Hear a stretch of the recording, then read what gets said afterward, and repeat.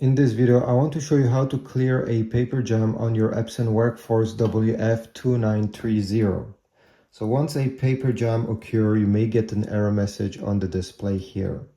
The first thing I always recommend to do when this happens is to disconnect the printer from the power. We don't want to play inside of the printer while the power is turned on. So go on the back and pull this cable over here, the one that delivers, well, power to your printer.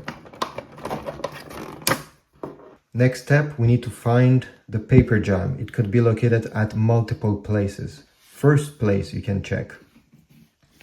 You see over here, there's a small gap. There's another one on the other side. Lift this panel by simply clicking over there. And now if we check inside, carefully inspect, especially where the rollers are over here and under the carriage that contains your cartridges. There may be some paper stuck over there. If you see any paper, take your fingers, take it out, or with a pair of tweezers, you will be able to also remove that stuck paper. If you don't see anything wrong over here, let's go to the second place. By the way, to close this, you simply have to push up, it will go down, push up, and it will go down. Then you can put this panel in the upper position and inspect the paper output. Usually this is another place where paper jam can occur. So again, with a pair of tweezers, try to unjam, try to remove everything that is stuck there. Finally, if you still didn't find where your paper jam is, go on the back of the printer, remove your paper that is already inserted. You can check over here, especially where the white rollers are. Sometimes this can happen, but if you don't see anything wrong, the last place I can tell you to check is over here. This is a panel that is removable. You see, they have two latches on each side. Well, you'll need two hands. I'll try to do it with one.